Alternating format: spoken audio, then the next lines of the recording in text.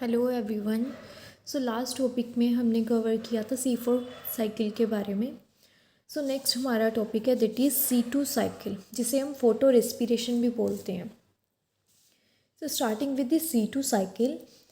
अब C2 cycle में क्या होता है, रूबिस्को एंजाइम, मतलब हम देखते हैं इसके पास क्या होती है, दोनों एक्टिविटी होती है वैसे तो, कार्बोक्सिलेज भी और ऑक्सीजनेज भी, कार्बोक्सिलेज एंड ऑक्सीजनेज एक्टिविटी। सो वैसे तो हमको ये पता होना चाहिए कि पूरे, अगर हम वर्ड में बात, वैसे वर्ड तो नहीं बोलेंगे, अगर हम बात करें तो सबसे ज़्यादा एंजाइम जो हमारे पास प्रेजेंट होता है that is rubisco enzyme, right. Because it's active site can bind to carbon dioxide से भी बाइंड कर सकती है और ऑक्सीजन से भी बाइंड कर सकती है, इसीलिए हम इसे मोस्ट अबेंडेंट एंजाइम बोलते हैं। अब देखो, इधर हमने बोला है कि C2 साइकिल है जिसे हम बोलते हैं फोटो रेस्पिरेशन। तो इसके पास कौन सी एक्टिविटी होगी, रूबिस्को के पास C2 साइकिल में ऑक्सीजनेज एक्टिविटी होगी। That means it will bind to the oxygen, right. तो ये अब क्या करेगा, दो प्रोडक्ट बनाएगा। हमें पता है रूबिस्को 5 कार्बन एंजाइम है, तो ये ब्रेक डाउन होके एक फोस्फोग्लाइकोलेट जो कि 2 कार्बन का है और एक 3 कार्बन का दैट इज़ फोस्फोग्लिसरेट बना देगा। इसीलिए इसको हम वेस्टफुल प्रोसेस बोलते हैं, क्योंकि ये आगे जाके कुछ भी इसका प्रोडक्ट है जो यूज़ नहीं होगा, right. So no synthesis of sugar. अगर हम साइकिल कुछ चला रहे हैं तो उसमें कुछ बनना भी चाहिए, बट इसमें क्या होगा, कोई सिंथेसिस नहीं होगी शुगर की, ना ही इसमें ATP प्रोड्यूस होगा। तो फ़ायदा क्या है इसका, कोई फ़ायदा नहीं है।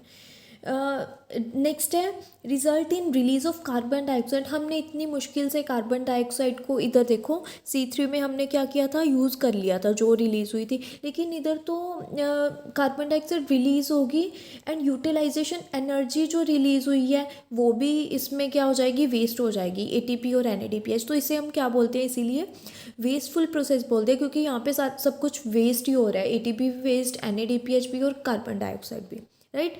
तो this is a brief introduction about the C2 cycle. अब हम इसका पूरा पाथवे देखेंगे जो कि है एरा। तो इसमें आपको ये पहले तो ये पता होना चाहिए कि इसमें 3 ऑर्गेनेलिज इन्वॉल्व होंगी, CPM, that is chloroplast, peroxisomes and mitochondria. So starting with the rubisco, sorry RUBP, ribulose bis phosphate, 2 molecule हम इसके लेंगे, 5 कार्बन का है। तो हमने क्या किया, इसमें ऑक्सीजन ऐड की, 2 ही ऑक्सीजन ऐड की, राइट। किसकी एक्टिविटी हुई, रूबिस्को ऑक्सीजनेज। मैंने पहले भी बोला था कि यहाँ पे कौन सी एक्टिविटी चलेगी, कार्बोक्सिलेज नहीं चलेगी, यहाँ पे ऑक्सीजनेज एक्टिविटी चलेगी। तो 5 कार्बन था वो किस में ब्रेक डाउन हो गया, एक तो 2 कार्बन में, एक 3 कार्बन में। 2 कार्बन वाला कौन सा है, फोस्फोग्लाइकोलेट है, और 3 कार्बन वाला कौन सा है, 3 फोस्फोग्लिसरेट है। दो मॉलिक्यूल से स्टार्ट किया, वैसे ही हम सेम लेंगे, राइट। अब ये जो प्रोडक्ट है, अभी ये जो 3 फोस्फोग्लिसरेट है ये तो कार्बन साइकिल में, केल्विन साइकिल में चला जाएगा। और अब जो ये 2 कार्बन वाला हमारे पास है ये किस में चेंज हो गया, ग्लाइकोलेट में। वाटर का यूज़ करके एनर्जी इसने रिलीज़ की। कौन सा एंजाइम एक्ट किया, फोस्फोग्लिसरोफॉस्फेटेज। टेज मतलब एज क्या होता है, जहाँ पे भी एज आए तो हम बोलते हैं रिलीज़ होना, कुछ निकलना, तोड़ मतलब तोड़ेगा। तो वाटर को तोड़ के एनर्जी इसने निकाल दी, राइट। तो ये किस में चेंज हुआ, अब ग्लाइकोलेट में। अब ये ग्लाइकोलेट ही कहाँ पे जाएगा, पेरोक्सिसोम में चला जाएगा। अगर हमें क्वेश्चन आ सकता है कि कौन सा ऐसा प्रोडक्ट है जो क्लोरोप्लास्ट से पेरोक्सिसोम में जाएगा, so that is glycolate, right. Glycolate भी 2 कार्बन का कंपाउंड है। अब 2 मॉलिक्यूल इसके पास हुए हैं। अब क्या होगा, ग्लाइकोलेट ऑक्सीडेज एंजाइम एक्ट करेगा, मतलब ऑक्सीजन यूज़ होके यहाँ पे क्या होगी, हम बोल सकते हैं पेरोक्साइड बनेगा, H2O2। इसकी कैटालेज कैटालेज एंजाइम इस पे एक्ट करेगा, उसमें क्या हो जाएगा, वाटर और ऑक्सीजन में ब्रेक डाउन हो जाएगा। अब ग्लाइकोलेट से हमारे पास क्या बना, ग्लाइऑक्सीलेट बना, वो भी 2 कार्बन का है।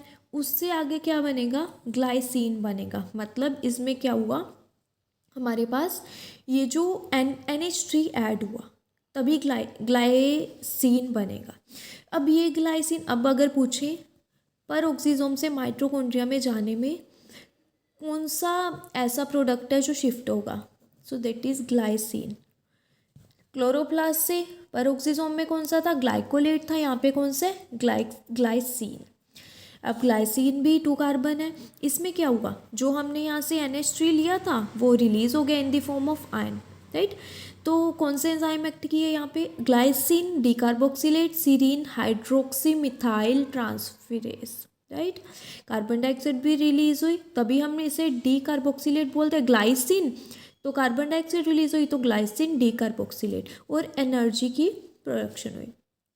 तो इससे क्या बना, 2 कार्बन से एक 3 कार्बन वाला कंपाउंड बना, दैट इज सीरीन। सीरीन अब अगर उल्टा पूछे कि माइटोकॉन्ड्रिया से परऑक्सीसोम में कौन सा जाएगा, so that is serine, right. Serine गया इधर से, इसने कार्बन कहाँ से लिए, तो हमारे पास क्या था कि इधर 2 ग्लाइसिन के मॉलिक्यूल थे, 4 कार्बन मतलब 4 कार्बन हो गए, 1 कार्बन इधर से निकला तो हमारे पास कितने रह गए, 3 कार्बन। अब हमें पता है कि सीरीन 3 कार्बन का है, तो सीरीन माइटोकॉन्ड्रिया से परऑक्सीसोम में ट्रांसफ़र हुआ। अमाइनो ट्रांसफेरेज एक्टिविटी एंजाइम ने एक्ट किया, तो हमारे पास क्या बना, हाइड्रोक्सी पायरुवेट जो ग्लिसरेट में चेंज हुआ। सेम 3 कार्बन का चलेगा सारा, ग्लिसरेट इसका उल्टा कर दो, यहाँ पे क्या, ग्लिसरेट ATP से ADP में चेंज करेगा, दैट मीन्स एनर्जी यूज़ होगी, राइट। एनर्जी यूज़ हो रही है सभी पे, तो 3 फॉस्फोग्लिसरेट में चेंज हो गया, इधर से भी 3 फॉस्फोग्लिसरेट आया, इधर से भी 3 फॉस्फोग्लिसरेट आया, ये किस में यूज़ हुआ, केल्विन साइकिल में चला जाएगा। तो अब देखो हमने पीछे क्या बोला था, एक तो कार्बन डाइऑक्साइड रिलीज़ होगी, कहाँ पे हुई, माइटोकॉन्ड्रिया में। आपको क्वेश्चन आ सकता है कि कार्बन डाइऑक्साइड रिलीज़ कहाँ पे होती है, माइटोकॉन्ड्रिया में होगी, ठीक है जी। और एक आ सकता है आपको, हाइड्रोजन पेरोक्साइड किस में बना, तो वो परऑक्सीसोम में बना था, राइट। तो ये तो मैंने आपको बता ही दिया सारा।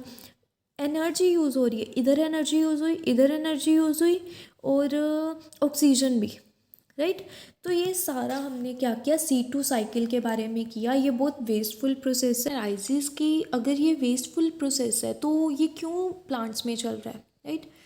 तो कई बार क्या होता है, कार्बन डाइऑक्साइड की जगह पे ऑक्सीजन प्लांट्स पिकअप कर लेते हैं, ठीक है, जिसके कारण क्या होता है, बहुत टॉक्सिक सब्सटेंस बनते हैं प्लांट में।